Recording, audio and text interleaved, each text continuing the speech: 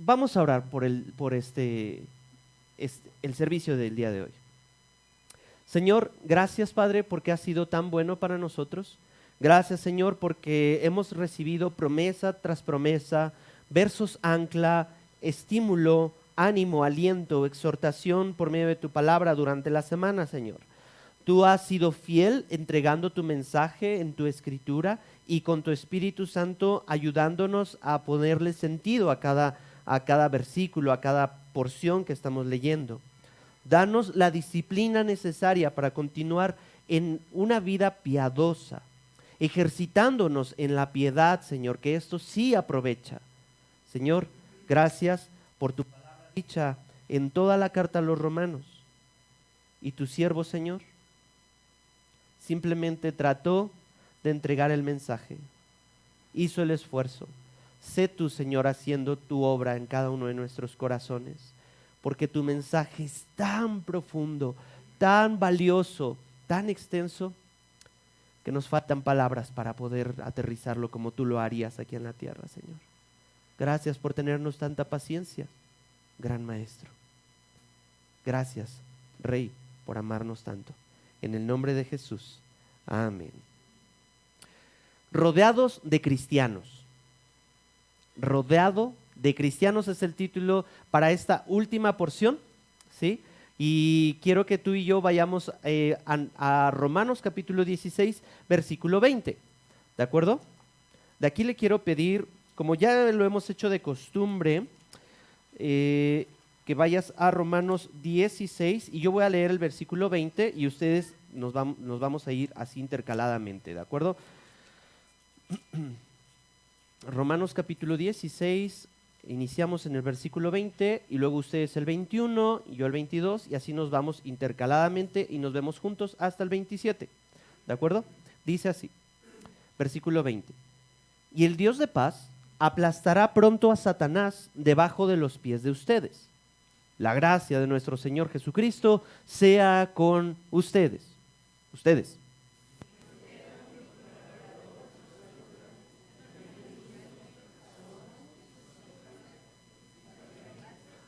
Hasta ahí. ¿Verdad? Y cuando yo leí los nombres extraños, ahí el pastor se equivocó. Pues no es tan fácil. Dice el versículo 22.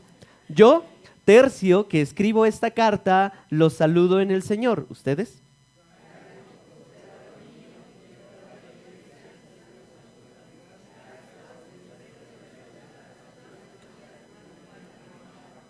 ¿Qué onda? 24. La gracia de nuestro Señor Jesucristo sea con todos ustedes. Amén. Ustedes el 25.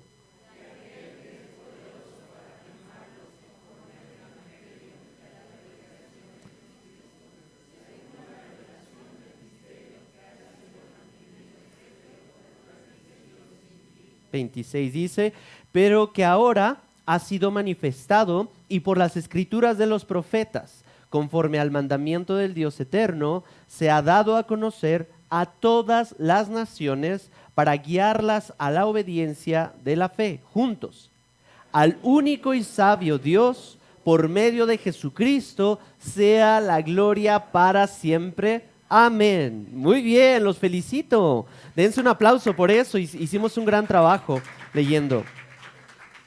¿Sí? Ahí escucho un pequeño feedback, no sé si podamos apagar o el monitor o bajarle un poquito al monitor.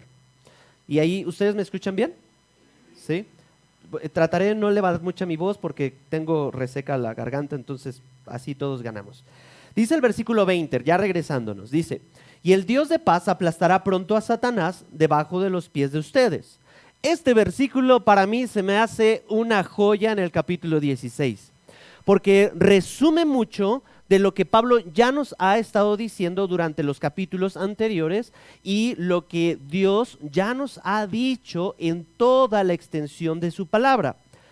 Algo que podríamos resumir como cristianos es de que Cristo vino a destruir a Satanás. Es lo que algunos llaman el plan de redención.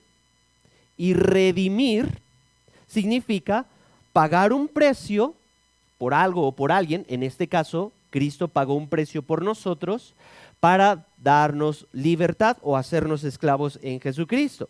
Pero aquí este versículo 20 en el que nos quedamos hace 15 días, y el Dios de paz tiene un contraste muy singular, muy particular, porque si tú y yo somos ávidos lectores o leemos libros acerca de pues de reyes como Narnia, etcétera, etcétera, pues uno esperaría que el atributo a otorgarse para alguien que aplasta sería y el Dios fuerte, ¿no? Normalmente pero el Dios de paz, ¿que no se contradice básicamente ese versículo? Pues déjenme decirles que no. Porque Dios vino a poner paz entre los hombres y Dios mismo, un Dios santo, por medio de Jesucristo. Por eso es que Él nos vino a poner en una relación correcta y eso para ti y para mí es beneficioso. Porque cuando tú y yo pecamos antes de Cristo, nada pasaba. Hasta que llega un momento en el que el Espíritu Santo empieza a hacer un trabajo en nuestro corazón y empieza a despertarse la conciencia, la cuestión de la culpa y en un momento llega al arrepentimiento. El Espíritu Santo nos guía al arrepentimiento. En ese sentido, tú y yo, si no hubiéramos sido alineados correctamente con Dios por medio de Jesucristo, viviríamos en una vida miserable, llena de culpa y remordimiento. Y eso es lo que el mundo vive día a día. Una vida miserable, una vida de culpa y una vida de remordimiento. Y el mundo no sabe qué hacer, no sabe cómo resolver eso. Pero la Biblia es muy clara. El Dios de paz no tan solo le va a dar paz al Satanás, sino que nos da una relación correcta. Eso es un recurso real, un recurso espiritual, el cual el cristiano tiene disponible. ¿De acuerdo? Podría sonar muy trillado, pastor, eso ya lo sé. Pastor, bueno, eso me lo enseñaron desde flechas, ¿no? Sin embargo, tú y yo necesitamos conocer y recordar todos los días. Pablo no se cansaba de decirle a su discípulo, acuérdate de Jesucristo. Acuérdate de Jesucristo. Bien, y el Dios de paz aplastará pronto a Satanás. Y me encanta, porque todo esto quisiéramos decir, oye, pero genera muchas preguntas. ¿Cómo que Dios aplastará pronto a Satanás? ¿Ese pronto es como un ahorita mexicano? Como ahorita pero no, o Mercado Libre en 24 horas, o ¿cuándo va a ser? O como esos teólogos que están en la cuestión del evolucionismo. No estoy diciendo que la Biblia esté en pro del evolucionismo, pero que dicen, no, bueno, es que ese pronto a Satanás, y para Dios un segundo, un minuto es como 1000 años, y 1000 años para Dios es como un instante, entonces eso podría surgir como pronto, como en quizá los próximos 5000 años. Bueno, y eso, yo tengo una bronca ahorita. ¿Cómo me sirve a mí? La cuestión es de que esto ya sucedió. ¿Sí? Ya sucedió. Dios ya le aplastó la cabeza a Satanás. Para eso, no lo digo yo, vamos a la Biblia. Dice, vámonos a Génesis capítulo 3, versículo 8. Génesis capítulo 3, versículo 8. Esto es importante porque de aquí algunas personas, bueno, Génesis es un libro tan inspirado por Dios como Romanos. Por lo tanto, lo que dice Génesis lo debemos de creer con toda la fe como lo creemos de Romanos. Sin embargo, se han infiltrado en algunas iglesias, y esto mayormente en un movimiento estadounidense, la cuestión del progresismo. ¿Qué quiere decir esto? Es que tal vez Génesis no es literalmente, y Adán puede que sea una fábula, y entonces simplemente es como una historia que representa a la humanidad, y en realidad no existe. Esas son ideas progresistas. o modernistas, el título es lo de menos. Lo que sí es de importancia es que si tú y yo creemos que Génesis es una fábula, estamos en aprietos porque entonces Romanos no tiene ningún sentido. Y el Adán que se menciona en Génesis y que se menciona en Romanos no tiene ninguna conexión que nos impacte a nosotros en la vida espiritual. ¿Vamos bien hasta aquí, iglesia? ¿Sí? ¿Sí? Perfecto. Entonces, dice Romanos, ya entrados otra vez en materia. Génesis capítulo 3, versículo 8 al 15. El contexto es el siguiente. Dios crea poderosamente a todos por medio de su voz. Y Dios dijo, y eso fue. Y Dios dijo, y eso fue. ¿Sí? Después de todo eso, después de crear las aves, los mares, separar las aguas de las aguas, etcétera, etcétera, Dios da una instrucción cuando crea al hombre del polvo, que del polvo subimos y al polvo volveremos, y Dios sopla aliento de vida y le da una instrucción. De todo árbol del huerto podrás comer, menos de este. ¿Preguntas? Me encanta porque Dios es así súper claro. O sea, no hay parado, tú puedes comer todos. Y ese entra en todos. Y ese otro entra en todos. Y ese, menos este. No sé si Dios le acordonó ese árbol con precaución, a no pasar y cosas así. Pero es muy sencillo, fue muy directo. No puso así como códigos Da Vinci que revelarle para Adán. Esto y se acabó. Sin embargo, la serpiente astuta vino a tergiversar eso. Vamos a leer. Bueno, capítulo 3, versículo 1 dice, la serpiente era más astuta que cualquiera de los animales del campo que el Señor Dios había hecho. Y dijo a la mujer, con que Dios, aquí está la mentira, aquí está lo chueco que es Satanás. Ojo, no es que Satanás no sepa Biblia. Claro que sabe lo que Dios quiere. Lo que hace es que la tuerce. ¿Sí? Entonces dice, con que Dios les ha dicho, checa eso, no comerán de ningún árbol del huerto. Se parece, ¿verdad? A la instrucción. Pero ¿cuál fue la instrucción de Dios? Se parece a mis hijos. Hijos, no agarren lechita ahorita porque ya vamos a comer en 10 minutos. No sé qué entendieron, maquinaron, pensaron, no sé qué revelación tuvieron. Y van al refri y agarran un jamón. Un rollito de jamón, mamá. En fin. Primero, ¿qué hacía Eva conversando con la serpiente? ¿Y en dónde estaba Adán para advertirle de la serpiente? Entonces, Adán, ¿qué estaba haciendo? ¿Qué estabas haciendo viendo nomás? Híjole, cuánta instrucción aquí. No es una conferencia para matrimonios ni no, pero hay mucho que aprender aquí. ¿Sí? Entonces ya sí, uno le dio de comer, el otro le dijo, mira, come, está chido, bla, bla, bla, etcétera, etcétera. ¿Sí? El versículo 7, saltas de hasta allá y dice, entonces fueron abiertos los ojos de ambos y conocieron que estaban desnudos y cosieron hojas de higuera y se hicieron delantales. Algunos teólogos mencionan que esto, antes de la caída, ¿sí? Esto se menciona como el pecado original o el pecado adánico, en el cual tú y yo fuimos torcidos, sí o sí.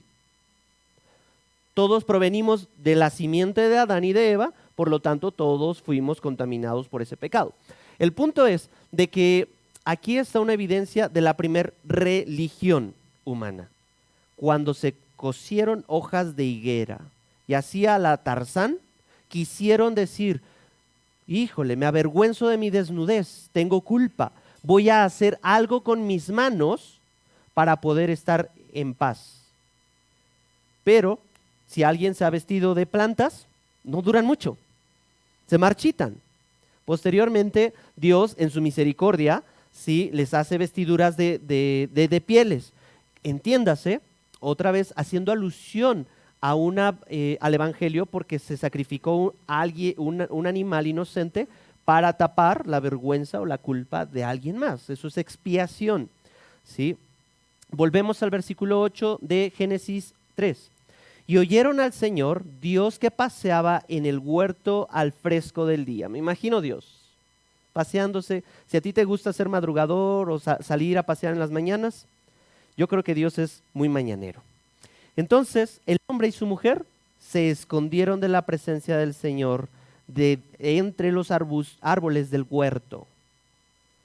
¿Tú te puedes dar cuenta si alguien hizo algo malo? Si se esconde. Ahí viene el pastor. Ahí viene mi mamá. Ahí viene el profe. ¿Qué traes? Diría el famoso dicho, el que nada debe, nada teme. La cuestión aquí es de que la culpa nos lleva a escondernos, porque el pecado nos separó de una relación perfecta con Dios. Antes de la caída, Adán y Eva estaban en una relación perfecta con Dios. Es decir, Adán tenía todas de ganar, las circunstancias perfectas para no pecar. Y aún así, pecó. Por eso, tratar de cambiar nuestras circunstancias para que todas sean buenas, agradables y perfectas, como la voluntad de Dios, no nos garantiza que no vamos a pecar. Contrasto a un Jesucristo que tuvo las peores circunstancias que tú y yo, y no se halló pecado en su boca. Entonces, ¿de qué se trata? Del corazón, no de las circunstancias. ¿Vamos bien hasta aquí? Bueno, vamos a continuar. Y entonces, el versículo 9, pero el Señor Dios llamó al hombre y le dijo, ¿dónde estás? Dios pidiendo cuentas. Pero Dios, siendo omnisciente, ¿a poco no sabía dónde estaba Adán? Exactamente, Regina. Sí sabía, pero Dios le da oportunidad para que él dijera, aquí estoy. ¿Sí? ¿Dónde estás? Y él respondió, te oí en el huerto, tuve miedo porque estaba desnudo y me escondí. Y Dios pregunta, ¿quién te ha hecho saber que estabas desnudo? Le preguntó Dios, ¿has comido del árbol del cual yo te mandé que no comieras? Ahora, si tú tienes hijos chiquitos, te das cuenta si han comido algo que tú les dijiste que no comieran. Porque dejaron la envoltura por allá y te dicen, no, yo no comí. Dios ya me imagino aquí cómo estaba platicando con Adán. El hombre respondió, y esto es un principio adánico, echando culpas. Híjole, y el hombre, al humano no se le da eso, ¿verdad? Porque dice, el hombre respondió, aquí lo ideal hubiera sido, Señor, me arrepiento, he pecado en contra del cielo y contra ti, y dame una oportunidad. Cosas como David en el Salmo 51 fue inspirado para darnos ejemplos de arrepentimiento. Pero aquí dice, la mujer que tú me diste por compañera me dio del árbol y yo comí. Así como, ya, me lavé. La mujer que tú me diste, Señor, entonces tú tienes la culpa. ¿Para qué me das esta mujer? Entonces, bueno, Dios tan misericordioso. Entonces el Señor, versículo 13, dijo a la mujer, ¿qué es esto que has hecho? Nuevamente, Dios sabía perfectamente. Y dice, la serpiente me engañó y yo comí, respondió la mujer. También la mujer, para que no digan que solo los hombres, también las mujeres, es una cuestión, salud, de echar culpas. La serpiente. Y la serpiente ya no tuvo de otra porque no tiene muchos dedos a quien culpar. Y el Señor Dios dijo a la serpiente, por cuanto has hecho esto, aquí viene la maldición. Maldita serás más que todos los animales y más que todas las bestias del campo, sobre tu vientre andarás. Esto nos deja pensando muchas cosas. La Biblia no lo dice textual, pero ¿por qué dice sobre tu vientre? ¿Acaso tenía alas? ¿Acaso tenía patas? La Biblia no lo dice. Aquí no lo dice. En fin, va a andar sobre su vientre y el polvo comerás y por todos los días de tu vida. Y aquí viene la relación con Romanos. Pondré enemistad entre tú y la mujer y entre tu simiente y tu simiente. ¿Qué significa simiente? Pues tu herencia, ¿no? Todo el fruto que salga de esta relación entre un hombre y una mujer. Entre tus genes, pues. Y él te herirá en la cabeza y tú lo herirás en el talón. Hasta ahí vamos a dejarle. Esto es lo que se considera como el protoevangelio, el primer anuncio del evangelio.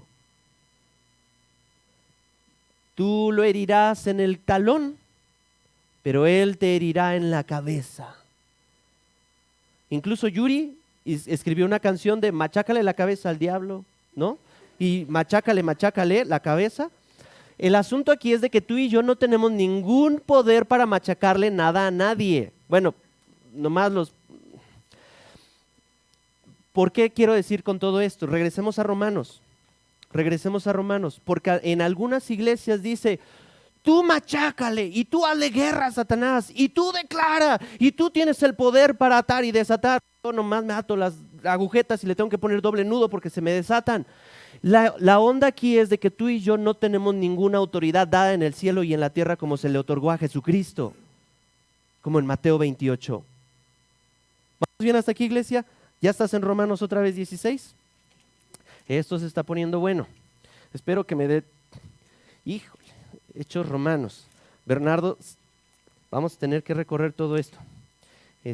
Romanos 16 dice, versículo 20, y Dios aplastará pronto, Dios de paz, aplastará pronto a Satanás debajo de los pies de ustedes. Qué interesante. Porque no dice, y Dios te dará fuerza a ti para que le aplastes la cabeza a Satanás, ¿no? Pero Dios sí dice, aplastará pronto a Satanás debajo de los pies de ustedes. La idea es de que Cristo fue quien le aplastó la cabeza. Juan 19, 28 al 30, acompáñame ahí en tu Biblia. Juan 19 del 28 al 30. ¿Lo tenemos en pantalla? Juan 19 del 28 al 30. Después de esto, ¿sí? El contexto es de la crucifixión de Jesucristo, ¿sí? Después de esto, sabiendo Jesús que todo ya se había consumado, para que se cumpliera la escritura, dijo, tengo sed. Ya aquí Jesucristo está clavado en la cruz del Calvario, con un ladrón a la izquierda y otro ladrón a la derecha. Siguiente. Había allí una vasija llena de vinagre. Colocaron pues una esponja empapada del vinagre en una rama de hisopo y se la acercaron a la boca. Siguiente. Entonces Jesús, cuando hubo tomado el vinagre, dijo, consumado es, que significa cumplido está, pagado por completo. Eso quiere decir que la victoria ya está asegurada. E inclinando la cabeza, entregó el espíritu. Ese fue el día más triste de la historia, pero el más glorioso para ti y para mí. Porque Jesucristo en la cruz del Calvario aplastó a Satanás. Algunos los espanté, ¿verdad? Esa era la idea. Pero, curiosamente, a nosotros se nos otorga ese aplastamiento. ¿Por qué? Efesios 2, del 6 al 7. En pantalla va a aparecer Efesios 2, del 6 al 7. Es algo bien padrísimo de Jesucristo y del Evangelio. Está hablando acerca de cómo Jesús nos alcanza, nos da vida, estando muertos en nuestros delitos y pecados. Y en el versículo 6 dice, y con Él nos resucitó y con Él nos sentó en los lugares celestiales en Cristo Jesús. Siguiente. A fin de poder mostrar en los siglos venideros la sobreabundante riqueza de su gracia por su bondad para con nosotros en Cristo Jesús. Regrésale, por favor. ¿Qué significa? Con Él nos resucitó y con Él nos sentó en los lugares celestiales. ¿Con quién está sentado ahorita? Ahorita. Pues con quien viniste. Entonces, ¿esto es mentira? Ya lo hemos revisado en textos, en predicaciones anteriores. Porque para ti y para mí necesitamos la temporalidad para poder marcar los eventos con un orden. Pero en la eternidad de Dios no necesita el tiempo y todo sucede en el mismo momento. En Dios, en su mundo, en la dimensión donde Él opera, ¿sí? En donde tú y yo estamos incluidos, tú y yo ya estamos sentados con Cristo Jesús. Porque ya no vivo yo, sino... Entonces, ¿te das cuenta? Eso es para mí me vuela la cabeza, no logro entenderlo. ¿Cómo es que en Cristo Jesús ya estamos sentados en el cielo? Lo impresionante es ¿Cómo se nos ha otorgado a nosotros esa victoria? En la semana voy a tratar como de ejemplificarlo con esta pequeña historia. En la semana se me fundió el foco del refri, ¿sí? Y entonces, yo sé que algunos refrigeradores ya son muy modernos y todo el asunto y X cosas. El mío todavía usa un foco. Y se fundió. Y mi hijo más chiquito, de 3 años, me dijo, papá, se fundió. Y entonces yo le dije, pues sí, hijo. Y vamos a repararlo. Entonces fuimos, sacamos los foquitos de repuesto. Y me dijo, yo, papá, yo. Y yo sé que no es siempre la mejor idea darle un foco a un niño. Entonces le dije, bueno, toma, ya le estoy como soltando un poquito más de responsabilidad. Yo le quito como la carcasa protectora, le digo, ahí va, hijo. Entonces va, se sube a su sillita y lo gira y prende. Y digo, wow. Y yo nada más llego, lo aprieto un poquito, lo ajusto un poquito más y le pongo la carcasita esta protectora. Y va corriendo con mamá, mamá, mamá, ya reparamos el foco del refri. Mi papá me ayudó y que no sé qué. Y yo le dije a mi esposa, sí, Emanuel, ya no vaya a ser ahí un... Emanuel reparó el foco del refri. A mi hijo le otorgué una victoria, pero papá lo estaba supervisando. Tú y yo somos como esos hijos. Dios ya lo hizo todo. Y a nosotros, pon el pie ahí, hijo, nomás, para la foto.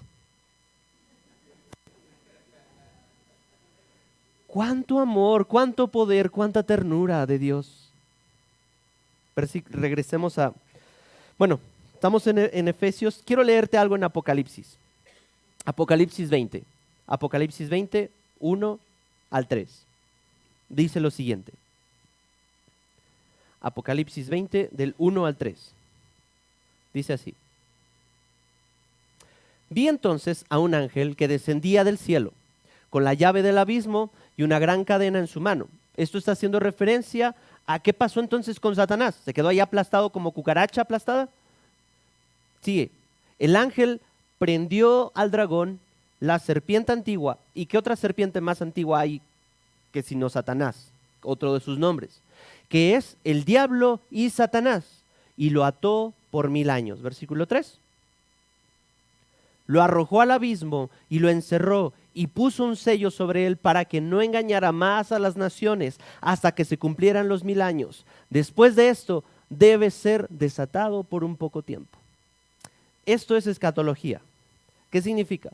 Apocalipsis nos está dando un flashazo de lo que va a suceder en los últimos tiempos. Sin embargo, hay una cárcel preparada para Satanás que fue destinada. Ahí ya Satanás no va a tener ningún poder. Y dice ahí, y lo va a ser soltado por un tiempo más, para que el glorioso poder de Jesucristo pueda derrotarlo totalmente. No voy a ahondar muchísimo en tema de Apocalipsis, porque es muy extenso y no nos va a dar tiempo para abordarlo todo, pero esa es la idea. Sigamos en Romanos capítulo 16, versículo 20. Termina diciendo Pablo, la gracia de nuestro Señor Jesucristo sea con ustedes. Básicamente es una forma muy común de escribir y de cerrar algunos temas de la época. Brinquémonos al versículo 21. Va a nombrar otro listado de personas. ¿Se acuerdan cuántas personas vimos la vez anterior? Como 25, ¿no? 25 personas que Pablo saludó por nombre y pudo asignarle una virtud, ¿no? Salúdame a ella, la que tiene esta virtud. Salúdame a él porque tiene esta virtud. Y así nos fuimos. Aquí empieza con Timoteo, mi colaborador, mi colega. Y tú y yo sabemos que este Timoteo era como un hijo para Pablo. Como un hijo para Pablo. Porque yo decía, me acuerdo de tu llanto cuando tú llorabas y fuimos, sí, de tus lágrimas. Y ruego por ti. Me pienso, el maestro Pablo ministrando a alguien más. No solo es exclusivo para pastores con discípulos o aprendices.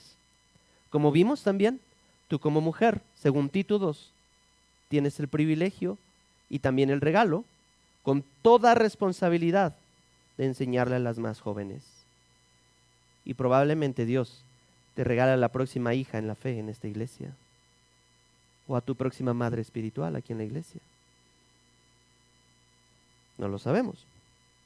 Pero Pablo habla de sus socios en el reino, es decir, nos modela que Pablo no hacía negocios en el reino solo, no vivía solo, no caminaba solo. Segunda de Timoteo 4 del 9 al 11, no lo busquen, pero Pablo se está despidiendo, ya está a punto de ser asesinado, ya está a punto de morir. Y lo que le dice a Timoteo es, ¿sabes qué, hijo? Mándame mis libros, mándame mi capa, tengo deseos de verte. Tenía un vínculo con otras personas. Benjamín hace un momento mencionó bien padre que los grupos conexión, más allá de todas estas dinámicas que podamos tener, es estrechar esos vínculos, conectar personas con personas. ¿Sí? Dios no nos creó para vivir una vida cristiana en solos. Hay momentos para vivir nuestra solitud con Dios, pero Dios nos da y nos rodea de más personas. Estamos rodeados de cristianos y eso está bien. Eres muy amado porque Dios te ama, brindándote consejeros, maestros, amigos, hermanos que pueden estimularte al amor y a las buenas obras.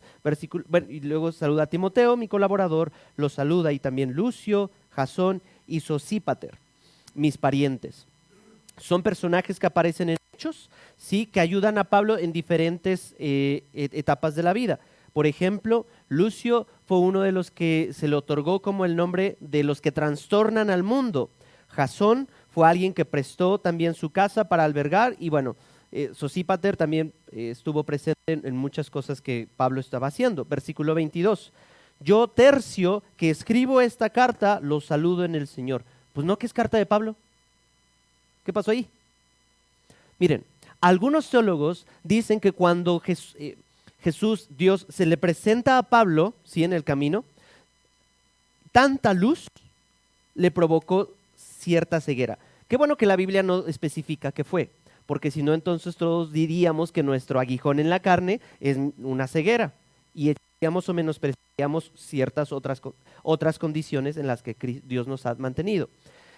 Pero algunos dicen que tenía problemas de vista Pablo, y Tercio era un escriba y estaba ahí con Pablo, ahí.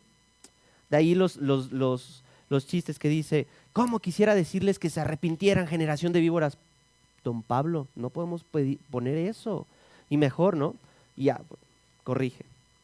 Tercio fue el escriba de la carta a los romanos y les manda saludos.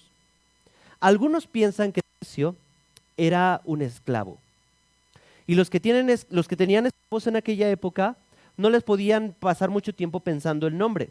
Ah, tú vas a ser Juanito, Pablito y Jorgito. Sino que les ponían, tú eres el primero, el segundo, el tercero y el cuarto esclavo. Se piensa que Tercio era un esclavo de Pablo. Pero ya en estas condiciones ya no era como un esclavo a quien mandar, sino a un colega que por inspiración del Espíritu Santo, un esclavo, alguien de menor rango, les manda saludos a la iglesia en Roma. Esto está padrísimo porque en Romanos 6, 17 y 18, acompáñame ahí más para atrás, tiene todo el sentido.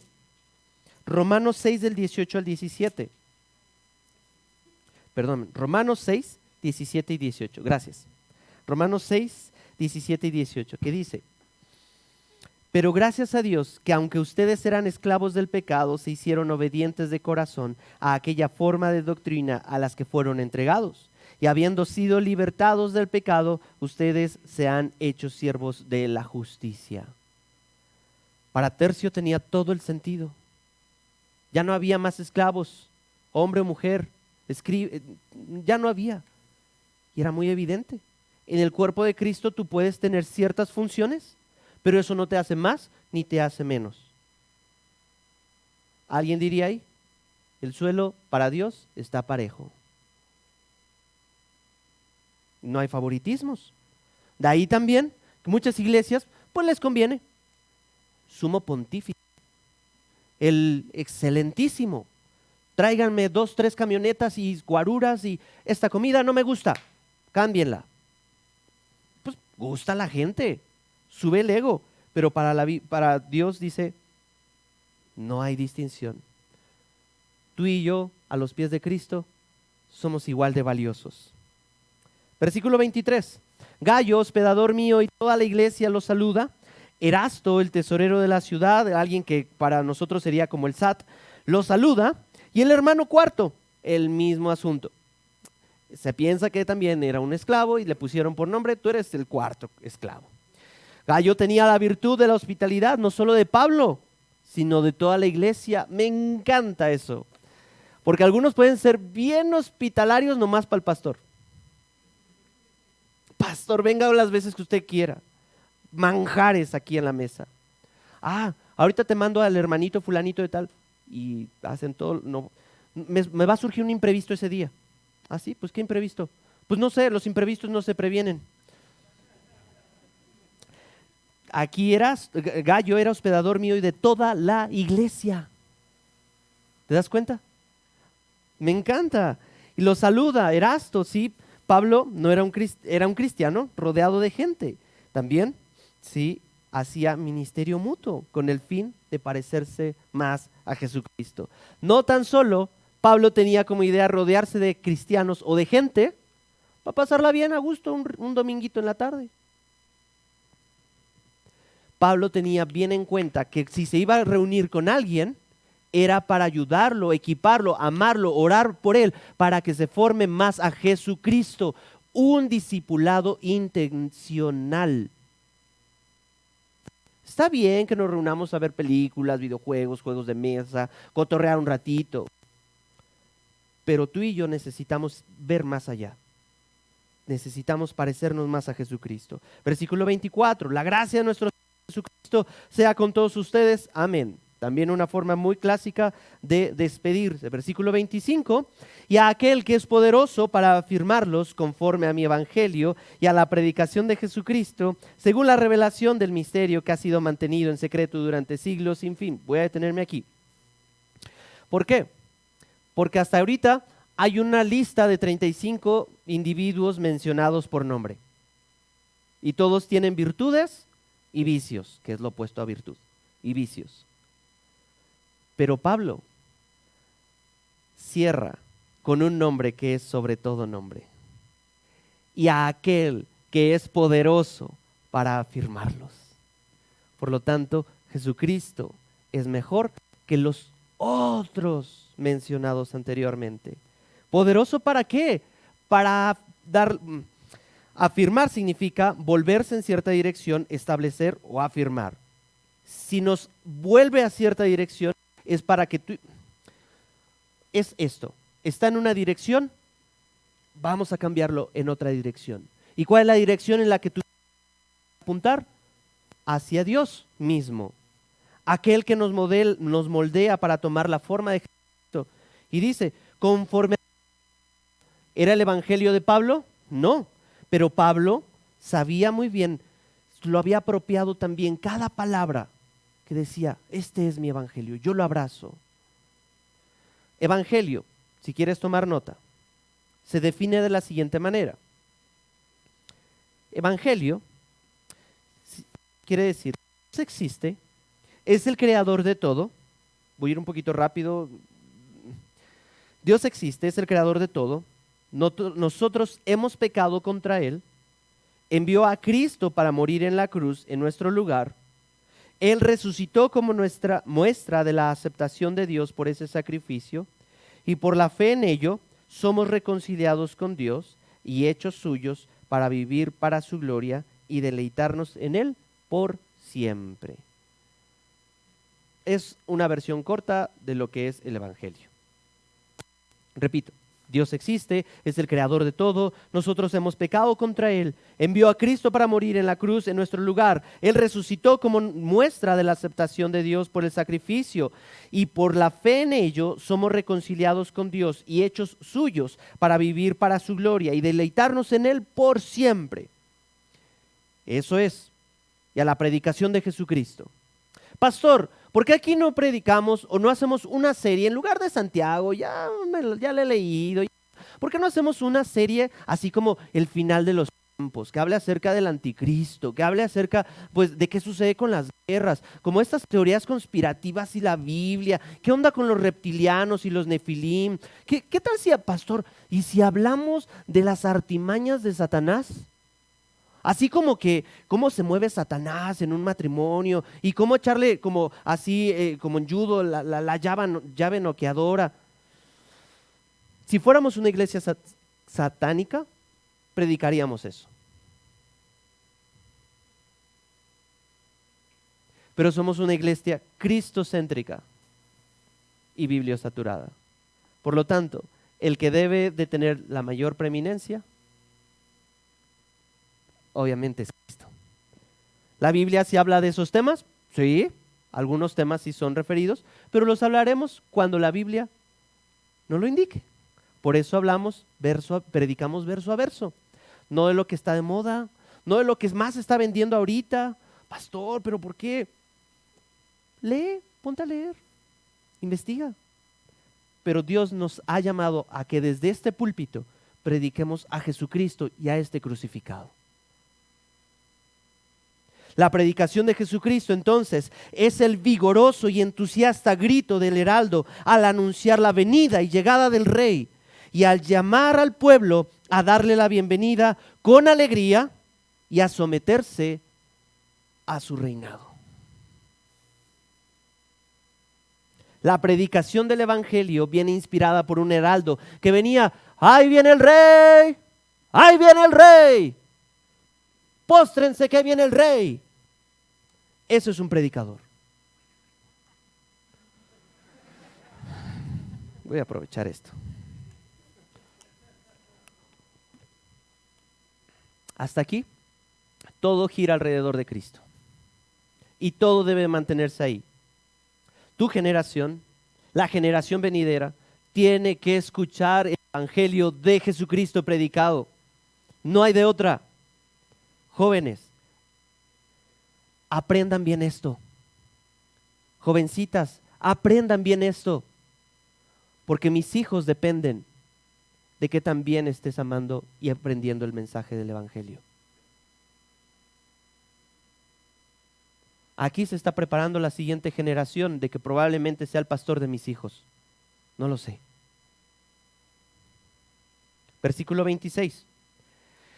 Pero que ahora ha sido manifestado. Todo esto en su momento fue como un misterio. Y misterio no es como algo oscuro, no. Es algo que estaba oculto y que progresivamente fue divulgándose, ¿sí? Entonces todo esto fue revelado, ¿sí? Una cuestión, Pablo usa la palabra misterio por algunos siglos. Versículo 26, pero ahora ha sido manifestado, y le voy a pedir a las chicas de la alabanza que pasen, pero que ahora ha sido manifestado y por las escrituras de los profetas, conforme al mandamiento de Dios eterno, que ha dado a conocer a todas las naciones para guiarlas a la obediencia de la fe. El Evangelio de Jesucristo no tan solo es llenar nuestra cabeza de conocimiento, sino de guiarnos a la obediencia en la fe. ¿Se acuerdan el ejemplo que vimos? El hijo obediente y el hijo desobediente. Tú y yo necesitamos ser guiados a obediencia en la fe. Acompáñame en Colosenses 1:27. Todo esto ha sido dado a conocer a las naciones. Era exclusivo para el pueblo judío, para el pueblo hebreo. Pero en Cristo se extendió esta buena noticia de fe, de esperanza, de salvación, de una nueva vida en Cristo. Tal vez no la veamos aquí. Tal vez fuimos diseñados, llamados a vivir una vida de sufrimiento constante aquí en esta temporalidad. No lo sé en qué etapa de tu vida estés. En un valle de sombra de muerte o en un verdes pastos. Pero lo que sí sabemos es de que tú y yo, tarde o temprano, estaremos con Dios, sentados a su mesa. ¿Recuerdan la predicación de hace 8 días? Dice Colosenses 1:27, lo tenemos en pantalla. A estos, ¿a quiénes? a una iglesia, a personas que están rodeadas de cristianos, que tienen gustos diferentes, que vienen de contextos diferentes, códigos postal diferentes, me encanta, tienen profesiones diferentes, vocaciones diferentes, oficios diferentes, nacionalidades diferentes. A estos Dios quiso dar a conocer cuáles son las riquezas de la gloria de este misterio entre los gentiles. Tú y yo caemos ahí, que es Cristo en ustedes, la esperanza de la gloria. Es decir, tu esperanza no está puesta en una persona, tu esperanza está puesta en Cristo. Versículo 27, y al único y sabio Dios, Romanos 16, por medio de Jesucristo, sea la gloria para siempre. Amén. Y con esto, querida familia, yo me siento bien chiquito exponiendo Romanos. Romanos es catalogada como la catedral de todos los libros en la Biblia. Y digo, Señor, creo que no hay ningún hombre que pueda exponer tan fielmente tus escrituras, porque solamente tu escritura y tu Espíritu Santo pueden generar en nuestro corazón un cambio verdadero, una esperanza genuina, para entender, abrazar y conocer que tu único propósito como cristiano para esta vida es agradar a Dios en medio de personas. Que Dios bendiga su palabra. Vamos a orar.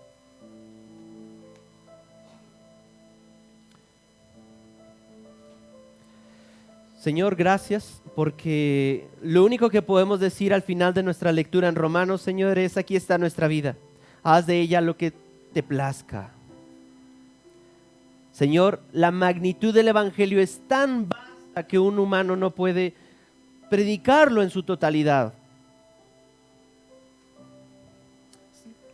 Qué interesante que esta carta tú la utilizaste para generar un gran movimiento en la Reforma.